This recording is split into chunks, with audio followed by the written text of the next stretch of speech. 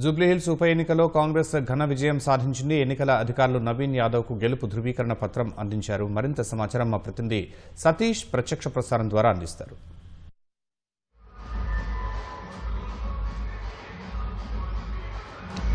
Right, Jubilee Hills ఉప ఎన్నికల్లో కాంగ్రెస్ ఘన విజయం సాధించింది. జూబ్లీహిల్స్ నియోజకవర్గ చరిత్రలోనే కాంగ్రెస్ ఇంత పెద్ద రికార్డు స్థాయిలో మెజారిటీ సాధించి కాంగ్రెస్ పార్టీని ఆశ్చర్యపోయేలా చేసింది. కాంగ్రెస్ పార్టీ అభ్యర్థి నవీన్ యాదవ్ తన సమీప అభ్యర్థి మాగంటి సునీత మీద 24,729 ఓట్ల భారీ మెజారిటీ సాధించి జూబ్లీహిల్స్ ఎన్నికల్లో తిరుగులేని విజయాన్ని కాంగ్రెస్కి అందించారు. మొదటి నుంచి కూడా కాంగ్రెస్ దీని మీద జూబ్లీహిల్స్ ఉప ఎన్నిక మీద ప్రతిష్టాత్మకంగా తీసుకుంది. ముఖ్యమంత్రి దగ్గర నుంచి మంత్రులంతా కూడా దీని మీద ఊహాత్మకంగా వ్యవహరించి బీఆర్ఎస్కు దెబ్బ కొట్టేటువంటి ప్రయత్నంలో కాంగ్రెస్ అఖండ విజయాన్ని అందుకుందనే చెప్పొచ్చు. ఉప ఎన్నికలకు సంబంధించి పోలైనటువంటి ఓట్లలో కాంగ్రెస్ అభ్యర్థి నవీన్ యాదవ్ 98,988 ఓట్లు సాధించగా మాగంటి సునీత 74,259 ఓట్లు రాబట్టుకోవడం జరిగింది. అదేవిధంగా బీజేపీ అభ్యర్థి లంకల దీపక్ రెడ్డికి 17,061 ఓట్లు రావడంతో డిపాజిట్ పూర్తిగా బీజేపీ ఈ ఉప ఎన్నికల్లో డిపాజిట్ కోల్పోయిందని చెప్పొచ్చు. ఇలా మూడు పార్టీలు ప్రతిష్టాత్మకంగా తీసుకున్నప్పటికీ ఇటు కాంగ్రెస్ బీఆర్ఎస్ మధ్యనే ఎక్కువగా పోటాపోటీ నడిచింది.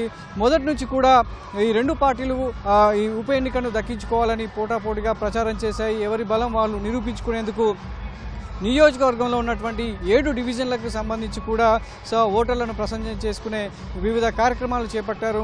ముఖ్యమంత్రి మంత్రులంతా కూడా వ్యూహాత్మకంగా వ్యవహరించి కాంగ్రెస్ చేస్తున్నటువంటి సంక్షేమ పథకాలు చేయబోతున్నటువంటి అభివృద్ధి పనులను వివరిస్తే బీఆర్ఎస్ మాత్రం గత 10 ఏళ్లలో ఏం చేసింది, కాంగ్రెస్ ప్రభుత్వం దీనికి సంబంధించినటువంటి హామీలను విస్మరించిందని చెప్పేసి జనాల్లోకి వెళ్లడం జరిగింది. కానీ చివరికి నియోజకవర్గ ప్రజలంతా కూడా కాంగ్రెస్ వైపే మొగ్గు చూపుతూ ఆ పార్టీ అభ్యర్థిని అఖండ మెజార్టీతో గెలిపించడం అనేది చాలా ఆసక్తికరంగా మారిందని చెప్పొచ్చు. 2 తెలుగు రాష్ట్రాల ప్రజలంతా కూడా ఈ ఉప ఎన్నికకు సంబంధించి ఎంతో ఉత్కంఠగా ఎదురు చూశారు. ఎంతో ఆసక్తికరంగా ఈ ఉప ఎన్నిక ఫలితం ఎలా ఉండబోతుందనే వీక్షించిన వారికి కాంగ్రెస్కు విజయం దక్కడం పట్ల ఇటు నగర ప్రజల్లో కావచ్చు, నగర కాంగ్రెస్ శ్రేణుల్లో ఒక నూతన ఉత్తేజాన్ని నింపిందని చెప్పొచ్చు. రాబోయేటువంటి జీహెచ్ఎంసీ ఎన్నికలు కావచ్చు, తదుపరి జరిగేటువంటి ఎన్నికలన్నది కూడా పార్టీ శ్రేణుల్లో ఒక ఉత్సాహాన్ని నింపిందని భావిస్తున్నారు. అయితే కాంగ్రెస్ అధికారంలోకి వచ్చిన తర్వాత అటు కంటోన్మెంట్తో పాటు ఇటు జూబ్లీహిల్స్ ఉప ఎన్నికను కైవసం చేసుకోవడం అనేది హైదరాబాద్ మహానగరంలో రాష్ట్ర రాజధానిలో కాంగ్రెస్కు కొత్త ఉత్సాహాన్ని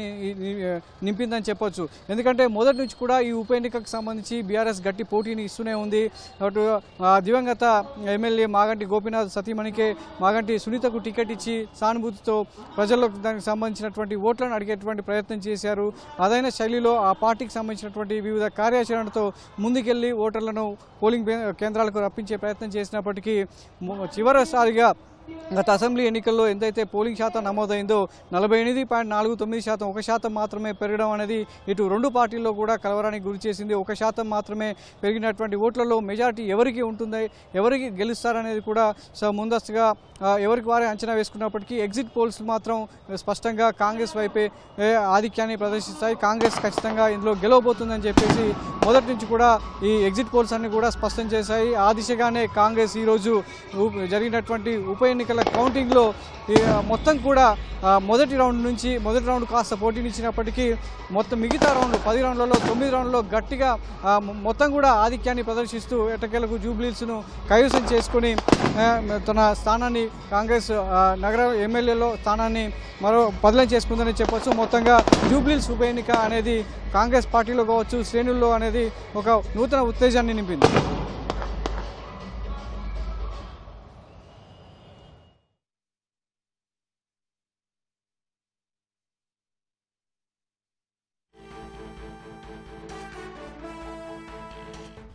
ధన్యవాదాలు సతీష్.